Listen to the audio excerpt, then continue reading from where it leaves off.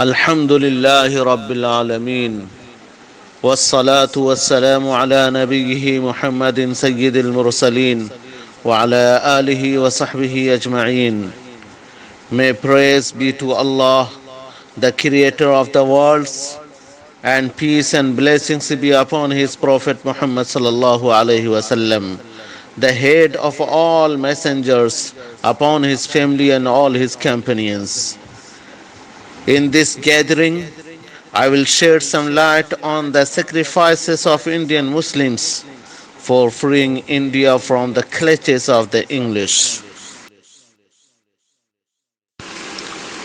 Dear audience, the onslaught of Europe on India started with the Portuguese pirates in 17th century, but it was heightened when the Englishmen of East India Company, disguised as trader, established bases with an eye on India's wealth and land. Shah Waliullah Muhaddis Dehlavi Rahmatullahi alayhi was the first person who apprehended the danger. He chalked out a plan of complete revolution. Shah Waliullah's various books reflect his thought and propound a complete framework. Shah Waliullah is the forerunner of this field. Later, his son and students forwarded his mission.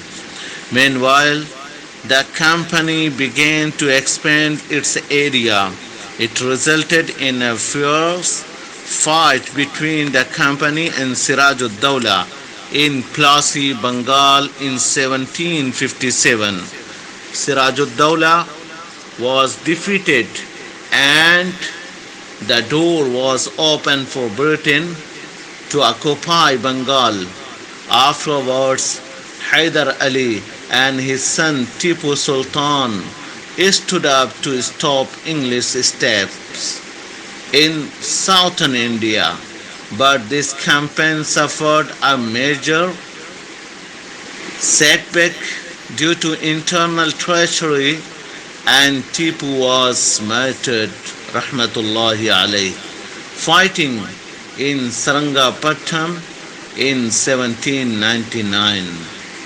The English general Neil climbed up his dead body and shouted, "From today, India is ours." Finally, one day, the Mughal king in Delhi was forcibly asked to sign a treaty that read, "The people for Allah, the country for King His Majesty, and the order for the company." Meanwhile, Shah Abdul Aziz Rahmatullah alayh, who was observing the situation very carefully, issued a fatwa saying that the India has turned into a Darul Harb, non-Muslim country. Muslims must wage war against the British, but the ground was not prepared to start any revolutionary movement.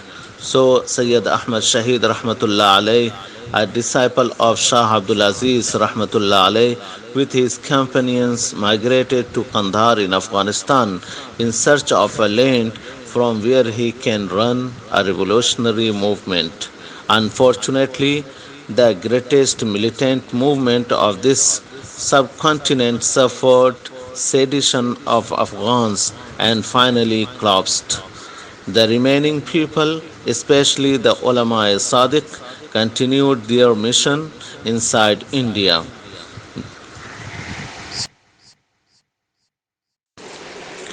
Dear audience, the sparks of hate and anger against the English burst again in 1857. This time it was not a mutiny of a group but a mass revolt against the English throughout the country. In Shamli, Indians revolted in the leadership of Haji Imdadullah Rahmatullah alayh while they were fighting in Lucknow and Faizabad under the command of Begum Nawab and Maulana Ahmadullah Rahmatullahi alayh.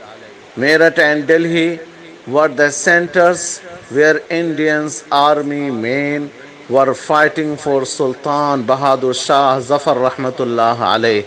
The revolt continued for months, but the Indians were defeated in the long run.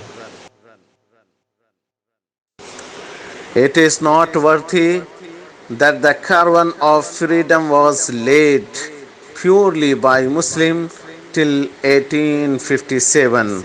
Since the power was snatched from Muslims, so they were naturally the first enemies of the alien government. According to historians, 27,000 Muslims were only hanged to death. Shah Zafar Rahmatullah alayhi exalted to Rangoon and his descendants were finished off. After the defeat of 1857 revolution, the Muslim leaders changed their strategy. They started setting up educational institutions across the country to combat the disastrous British policies. On the foremost of them was Maulana Muhammad Qasim Nanotwi Rahmatullahi alayh and his colleagues Rahimahumullah, who established Darul Uloom in Deoband to produce a team of ulama who could fight eyeball to eyeball with the British government.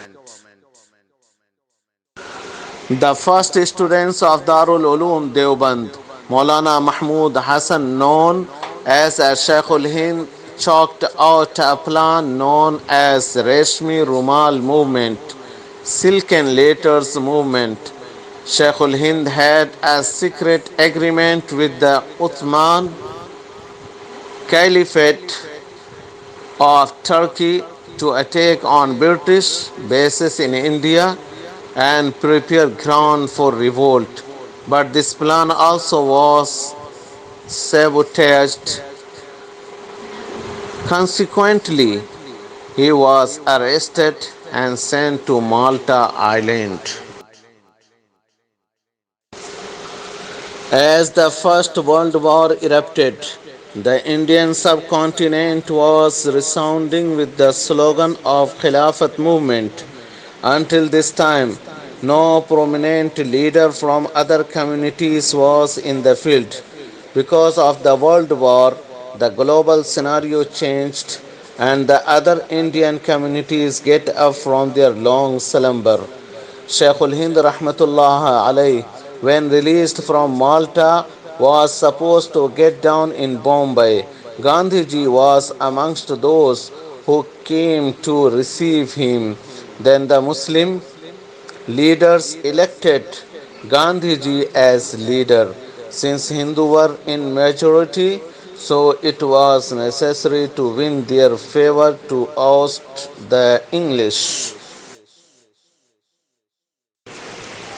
Around 1919, Jamiat Ulama Hind came into being to provide Muslim a platform to fight against the English. It is worth mentioning that it was Jamiat which taught the Congress to follow the path to freedom. Otherwise, it was not founded with sole purpose of independence. The Jamiat leaders worked closely with the Congress and inspired it to adopt complete freedom program. Maulana Abul Kalam Azad Rahmatullah alayhi was the hero of India's independence through his writing and particularly historic newspaper Al Hilal and Al Balagh. He heated up the subcontinent with warm slogan of freedom. He hated the Congress, especially in the most crucial time of freedom struggle during the World War II, and afterwards it was the continuous pressure and wise policy of the Congress under his leadership that materialized the dream of freedom in shorter period. Dear audience, These are some brief extracts from the history of freedom. Otherwise, the sacrifices that Muslims have offered to free India from the British slavery cannot be described in a short speech. The most important thing is that Muslims were pioneers in freedom fighting, and only they carried it on till 1900. The Hindu leaders appeared long after them, and Muslims walked shoulder to shoulder with them till the country became free. Muslims had always held high the torch of patriotism and freedom fighting. Today, it is tragic enough that Muslims are blamed that they are traitors. Muslim fighters, instead of being paid homage, are removed from government, school textbooks, and history, while many in Hindu community think that Muslims have got their share in the form of Pakistan, but they forget that still India has more Muslims than Pakistan or any other country in the world except Indonesia. Dear audience, the purpose to mention these sacrifices is to remind you our brave past, since it is said that a nation which fails to treasure its history is lost in the darkness of time. Such a nation has nothing that inspires it to face new threats with courage and determination. May Allah subhanahu wa ta'ala keeps Muslims of India safe and prosperous. And may India be the most peaceful and flourishing place in the world.